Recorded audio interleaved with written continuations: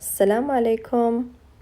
اليوم حابة أقدم لكم طريقة عمل حلا كلش سهل وبسيط، اللي هو حلا الموز وزبدة الفول السوداني.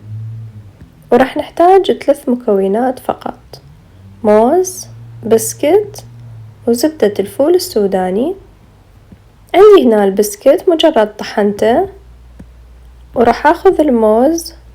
طبعا كل ما كان مستوي أكثر كل ما كانت نكهته أطيب، مثل ما تشوفون هرسته. وراح أضيف نص كمية البسكت، وراح أقلبه وأشوف القوام مالته. أني بالنتيجة أريد عجينة سهلة التشكيل، يعني أقدر أشكل منها كرات بسهولة. مثل ما تشوفون القوام مالته.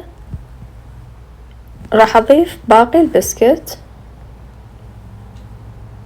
وراح أحركه، وبعدها أعجنه بإيدي لحد ما يوصل عندي بهذا الشكل. تشوفون عجينة متماسكة وطرية.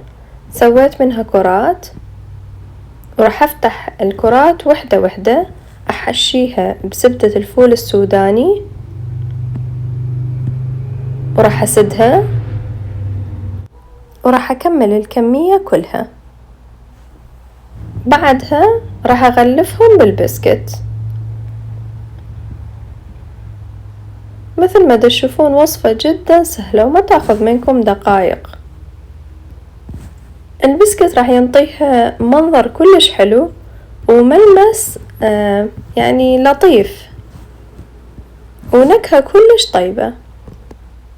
وبهذا الشكل صار عندي الحلا جاهز. إن شاء الله يكون عجبكم الفيديو واستمتعتوا بالوصفة.